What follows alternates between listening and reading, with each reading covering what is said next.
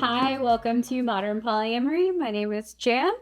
This is my husband, Rick. He is new to the podcast, so welcome, Rick. We finally got him on.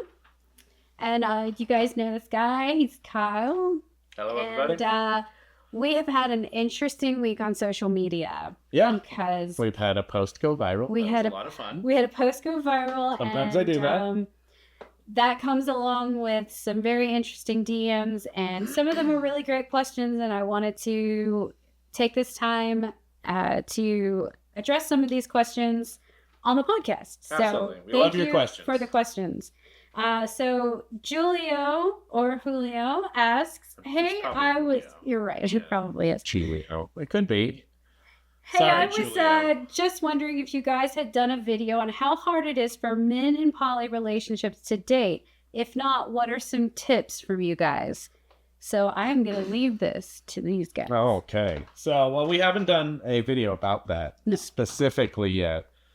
But dating poly is difficult because you're definitely dealing with a smaller set of people, you know? So that just right off the bat makes it a lot more difficult because there's just fewer people to even date, you know. Tips? Boy, tips. You know, I'm looking for tips myself in this area. I've tried everything from being witty and charming. It just, you know, sometimes there's a spark and sometimes there's not. Online dating can be really hit or miss, but one thing I think that worked pretty well for me was the wood chopping video. The wood chopping video did work for you. So if you have some wood to chop, you can put that in a video up on your profile. Yeah, but like just like the way everything is now, videos are going to be a lot better than stills, and I know a lot of these apps support that. So that can definitely show off a lot more of your personality, your hobbies, your charm, you know, so that you could better meet that match because there's fewer of them to go around.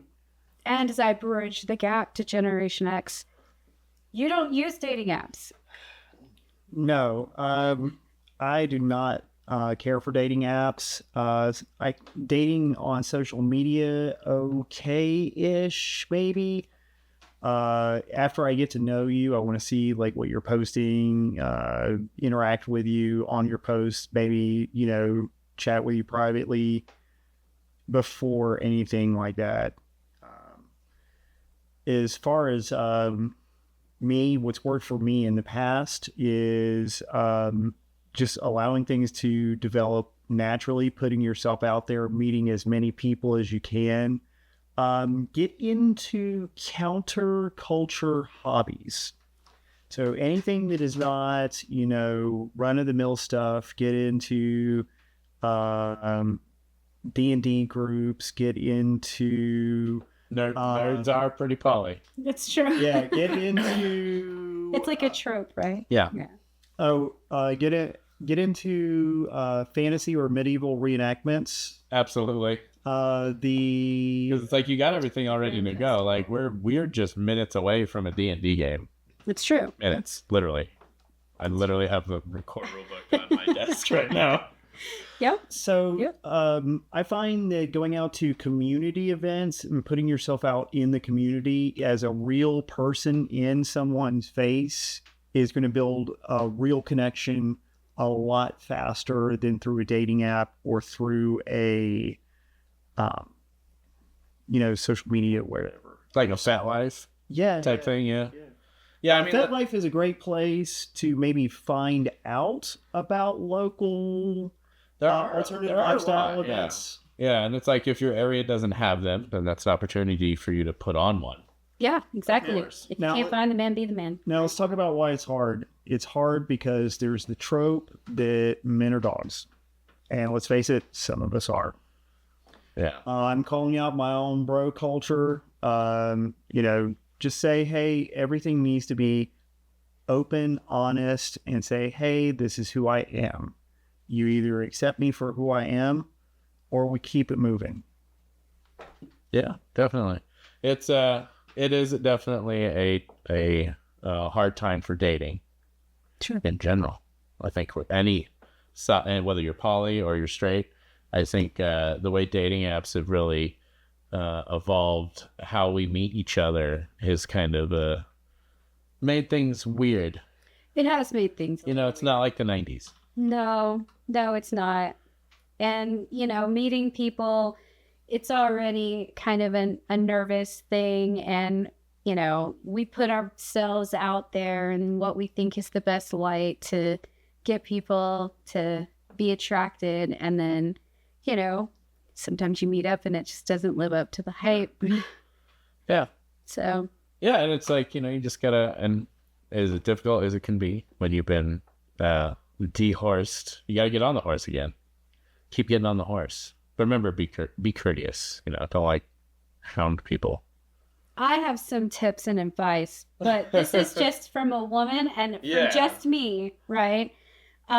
We definitely laugh behind your back about your special pics that you send unsolicited. Oh.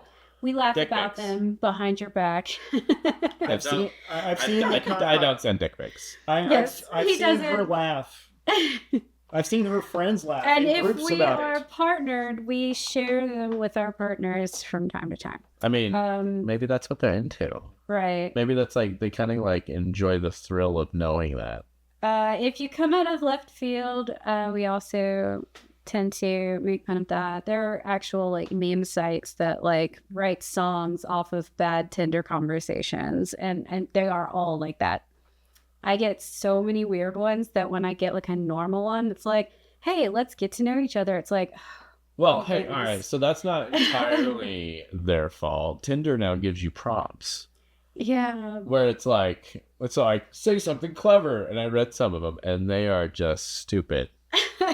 They're like, if I were a fish, what kind of fish would you pull out of a... so I don't even know. I was like, not today, Tinder. That makes me almost sound like a crazy If you were a fruit, what kind of fruit would you be and why? So, be careful with these dating apps. I mean, what was it that I heard the other day? The AI dating personas. Oh, yeah. You make your persona into AI, and then you turn it loose, and then it goes out and meets other AIs, and then it comes back and it's like, here's your match. I don't know what it's called. I'm not ready for that. But if you know what it's called, comment below. So let's move on, because the next one I brought to the table, because this one is actually in response to the video. Okay. They have a question about unicorn hunting. Yes, the video is about unicorn hunting, and we'll play it right now. A lot of couples seeking a female third. I see that so much on Field. Yes. On Field, it's huge. There's so many just couples, and they're like, we do not do one-on-one. It's both of us or nothing. And I'm like, oh, well, I know what that is. Yeah. And it's always like, no men. Yeah, no men, ladies only. So there are ways to take unicorn hunting toxic, and I think that's why it's got kind of a negative rap right now. Yeah. Because it does. Yeah. It's very negative in the community. And we're back from the video, so you have a reference. Now, what was the comment from the... So we had a comment asking for us to contact her. So I reached out through social media because that's my voice on social media. It really is. So they responded with, good morning, my name is... As I mentioned previously, my husband and I are open and looking for someone to join, and we are struggling with finding very rude, narcissistic people who want the perfect body, extremely long man parts, and they are not interested in us. My husband is getting frustrated, and I keep trying to be positive and tell him that it's just not the right fit. However, he keeps saying that he wants to end things as far as continuing to look. I was wondering if there was any advice you guys could give us to help us continue to look for like-minded people. Wow. Unicorn hunters. Yes. It's a tough time. But, somebody said online, and I mentioned this in another video, that be a unicorn conservationist, not a hunter. It's a complicated metaphor, but I think what they were trying to say is let the unicorns come to you and appreciate that. Sure. But how do you put out the bell, so to speak, to let the unicorns know you're conserving. So when we were talking about it with a gravy boat, Yes, and we were talking, and it was unicorn hunting or unicorn hunter or something like that was in the gravy boat. And we had said that it can become really toxic. And one of the things that I kind of had worked out was because people wanted to know, like, what about it makes it toxic? Right. If this is what people want and they're saying what they want, you know, it's because they're just pursuing bisexual people. Right. They're just assuming all bisexual people are going to sign on to this. They're going to want this. Yeah, and they're going to be equally attracted and romantically involved with both people. Right. Equally. Right. And also, That's a unicorn. if you went through the comments, there were so many outcry comments from people who were like, everybody just assumes that I want this, that I want to, you know, that if I'm trying to get with a girl, that I'm obligated to be with her husband as well. Right. And there were just so many comments that it opened up to. And it really boils down to, I think, if you're a single person and this unicorn life appeals to you, you go out, you find unicorn hunters, people who are looking for this dynamic, and it's great and nobody feels preyed upon. Sure. It's awesome. The other way around, Right. it just doesn't work.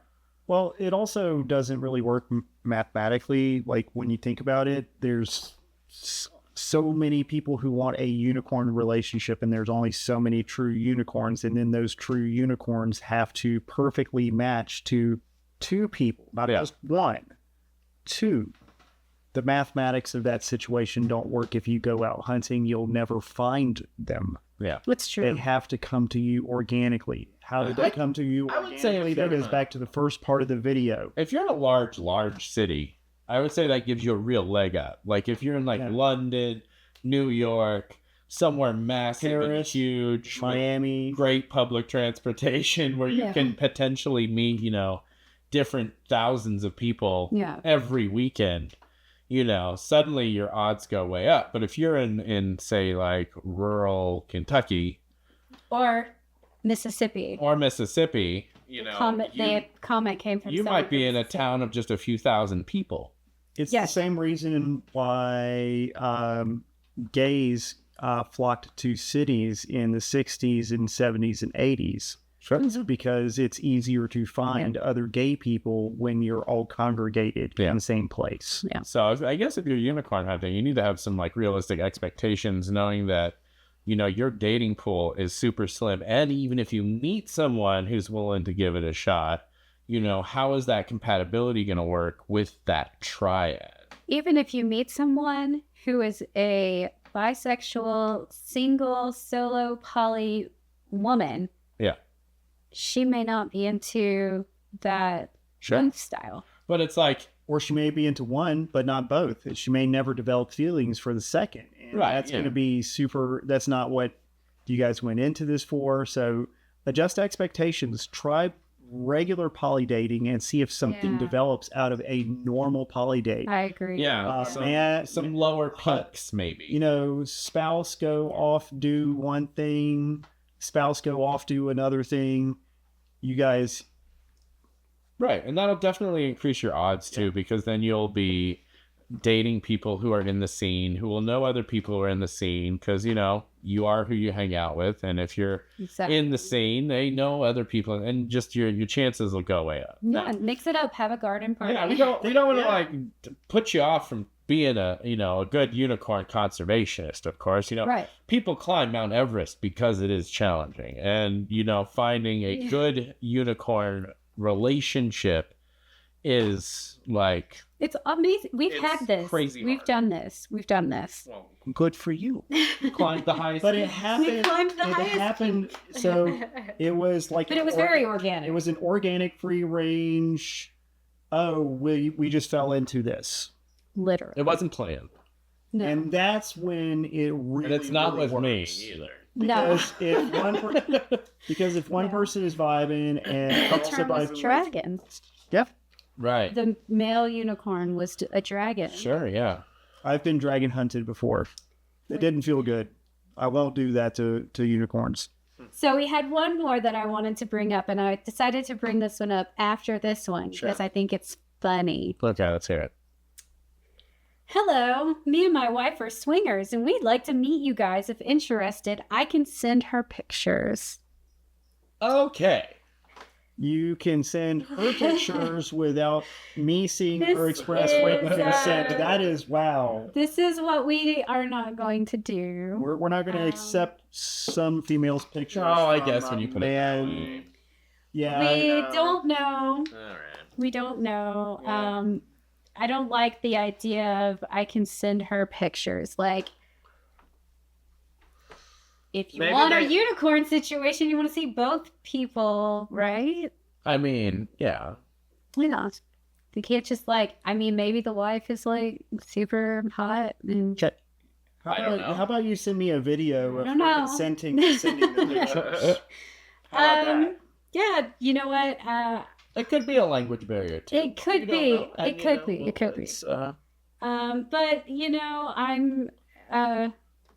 I'm not a swinger. I'm so sorry. I'm flattered.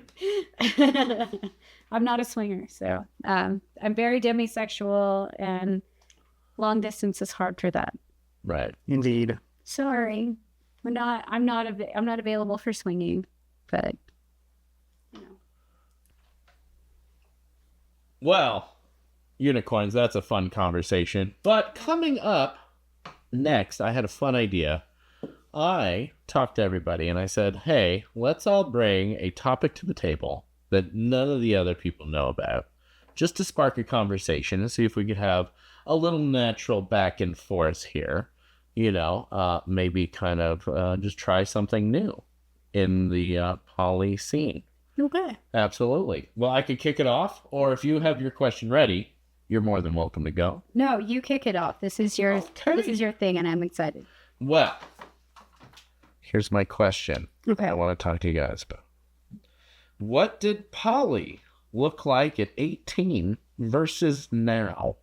Because you guys have been poly forever, which even predates the ethical slut. Was it even called polyamory back then? No. The first time that it was actually dropped on me, I was 19. So at 18, Sure.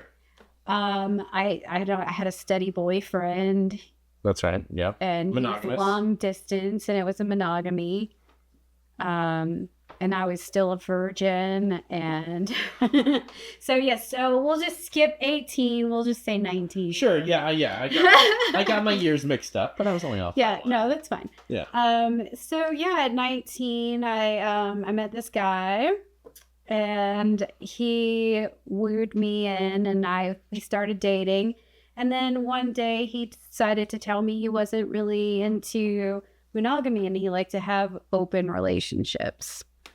And I didn't really know what that meant, but as I grew, I found that it was an avenue for me to explore being bisexual without having to cheat. And I mean, some of my first girl-on-girl experiences, I had a chaperone, more or less. Like, he was there helping me along, participating, showing me the ropes. We could all use a hype man in the bedroom sometimes. Right? You know what I mean? For sure. Someone to just pass you a little Gatorade, get y'all some electrolytes, maybe a snack tray.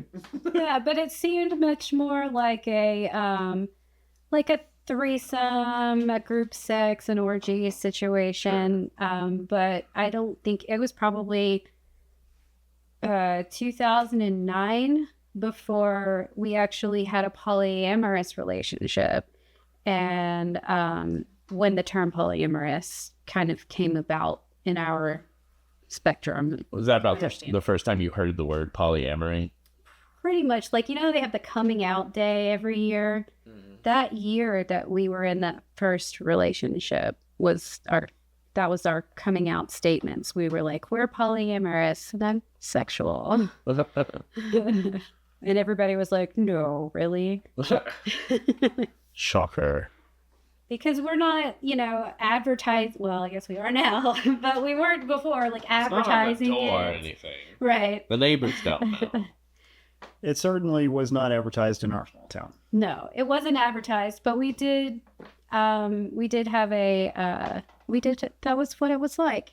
It was like, you know, we were in our 20s, super hot, lots of cute friends. And we committed the ultimate, like, group sex mistake and had sex with all our friends. well, you know, when Polly. Yeah, well, you know, we didn't know all of the new rules. So do you think much has changed, or do you think now we just have a lot of new words for everything? I think we have a lot of new words for things, and I think that the people, polyamorous people, non-monogamous people, are just kind of nonconformists, and Yeah, they go against the grain. so once we have the grain in place, we have to scatter it again. Sure. You know, we're probably probably not inventing the wheel here. I'm sure. No. People have done this through history. Of course, yes. Sure. Yeah. We're just creating new words, and Like that, did they, like in the 80s? I think it was like the 90s when polyamorous first came around. But I mean, it comes from like two root Latin words, and it makes sense. Sure. But some of them, you know, it's just taking it far. I mean, it's hard enough to study it. Right. So Even when people are alive. I try to keep up with the terminology as she's learning it too, and it's hard to keep up with that that's why we got vocabulary. That's why the gravy boat's there. Sure. Speaking of which, you know, I'll always need more gravy boat suggestions. Yeah, we've got like one more gravy boat, and then we're done. I mean, I'm sure I can come up with a whole bunch more. Just let me dig in the Urban Dictionary. I'll go on Reddit. I'll do the dirty. I'll go where the internet's dark side. Yeah. Well, I did a lot of talking. Okay. And you know, my little place, it kind of like started at 19, but yours didn't. No, mine started much earlier in life, like when I was 16. Something clicked in my brain, and I said, you know, it's really dumb that I like person A and person B. Person A likes me and person B likes me. And everybody's okay with that. Yeah. I mean, it just clicked in my brain that if everybody's open and honest and everybody knows what's going on and it's cool, you know, and everybody understands, then why am I limited in the joy that I can seek? Yeah, for sure. And now we know why we have these words, because that's a lot to say polyamory. Like, I like this person and they like me and everything's okay and it's on the up and up. That's the long form definition. Sure. Polyamory. So do you feel like things have gotten easier to explain? Yeah, because we have all these great new words. Vocabulary's awesome. But once everybody gets the words down, I mean, it's still spell checks compersion. Yeah. Well, yeah. Do you find, like, I don't know. It's like, do you find yourself having to explain polyamory as much now? No. No, People know what it is, but You just say, they "We're have poly," opinions and then they know. now. Right. People don't go, "What's that?" Now they have opinions. I could never do that. They're like, I've seen that HBO show. I am too jealous. I could never. It's like, that's fine. You don't have to. We're not converting people. This is not the cult. No, not directly. Although there is that land. Yeah. Yeah, you know, commune life.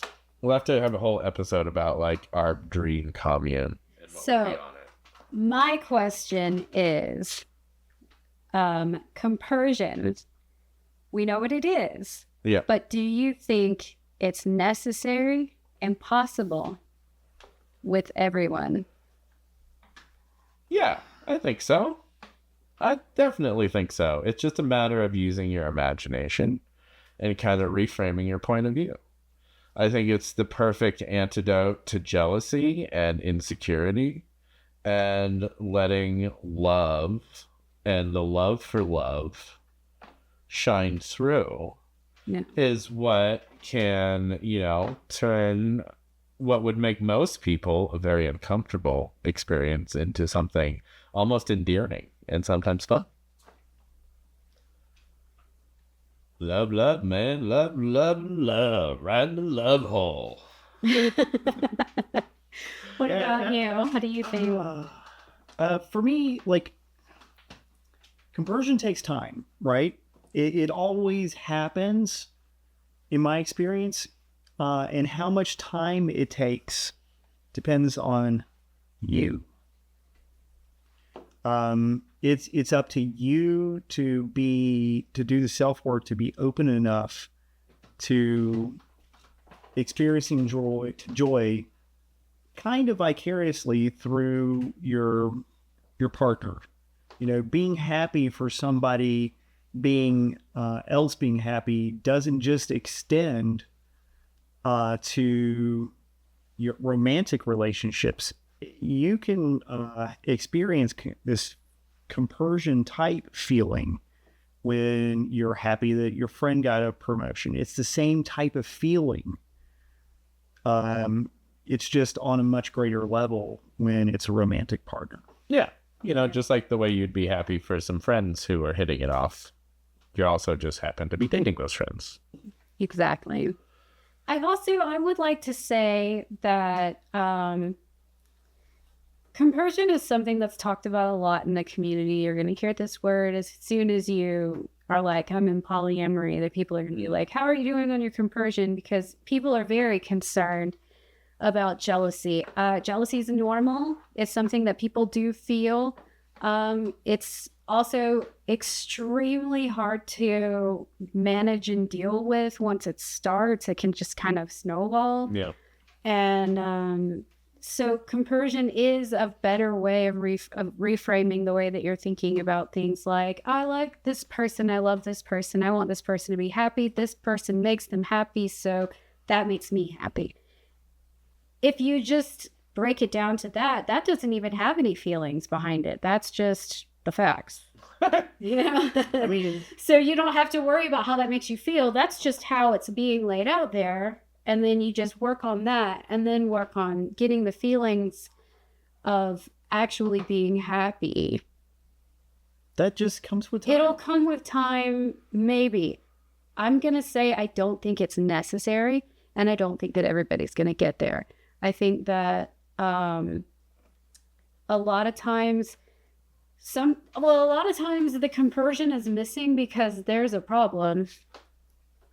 Sure. Sometimes the compersion's missing because there's a problem, and you may not see it, but your partner does, and so they cannot be happy for you being in a bad situation. Yeah. Most often that's a failure in communication. Yeah, sure. 99% of the time. Sure.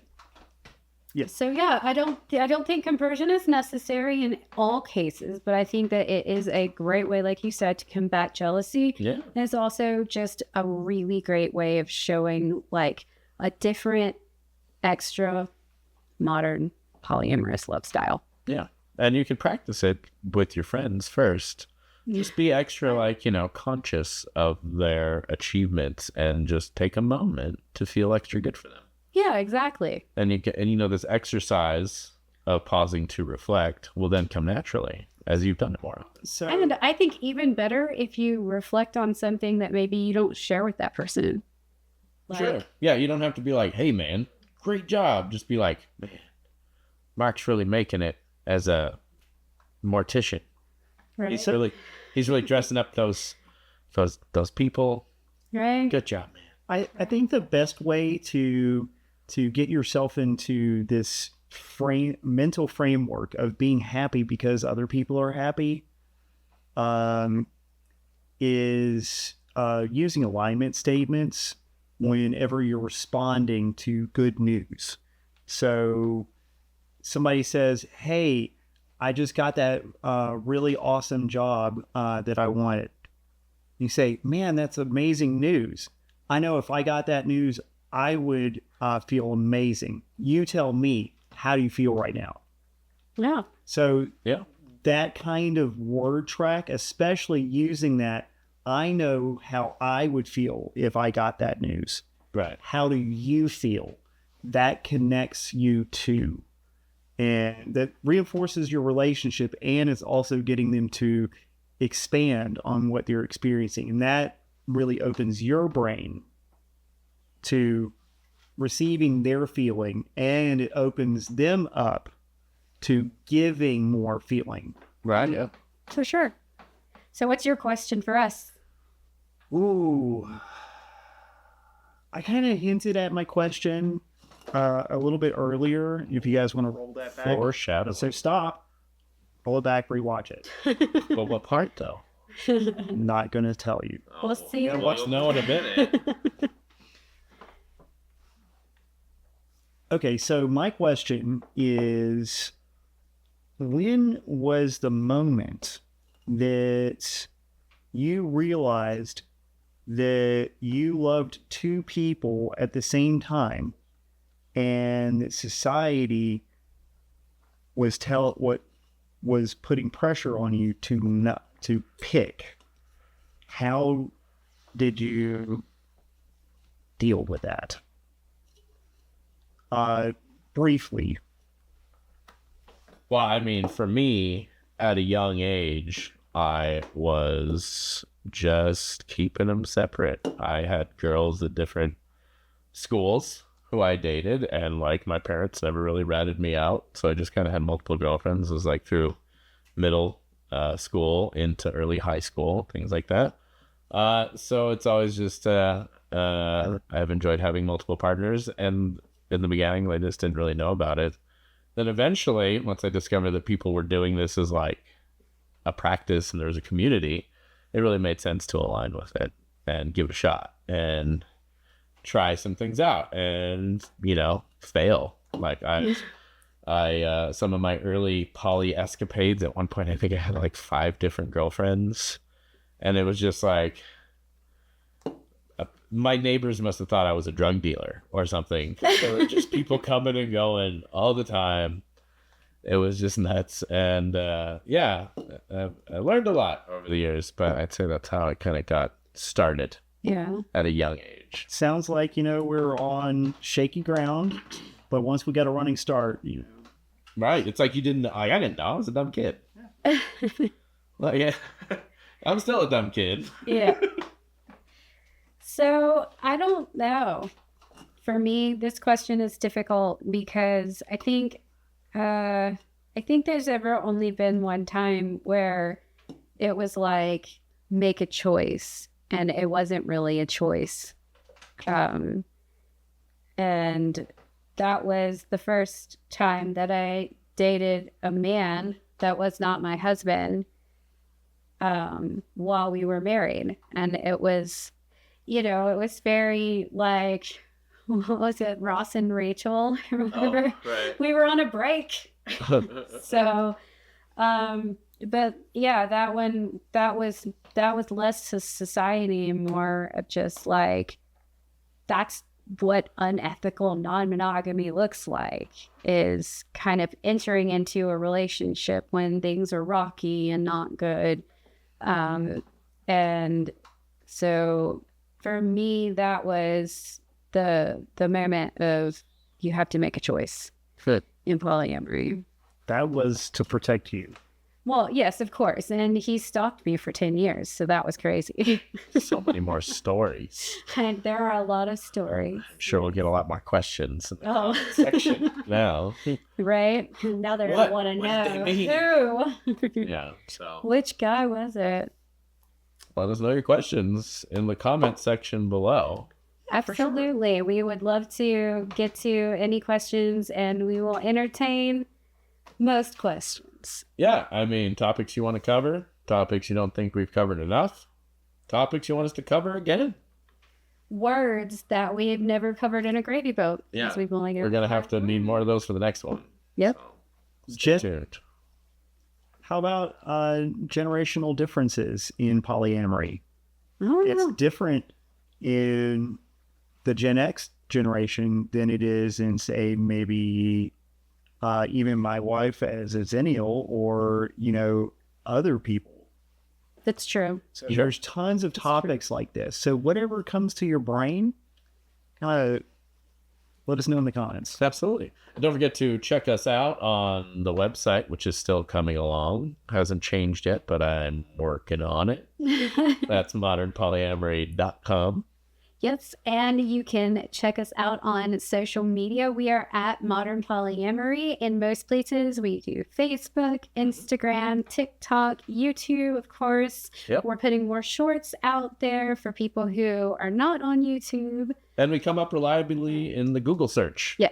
Yes, we do come up. We're doing it, reliably in guys. the Google search. So yes, we are doing it. Thank you very much for everybody's support. Thank you. And catch us on the socials and catch us on our mostly weekly podcast, wherever you get your podcasts. Hey, we're getting them out there.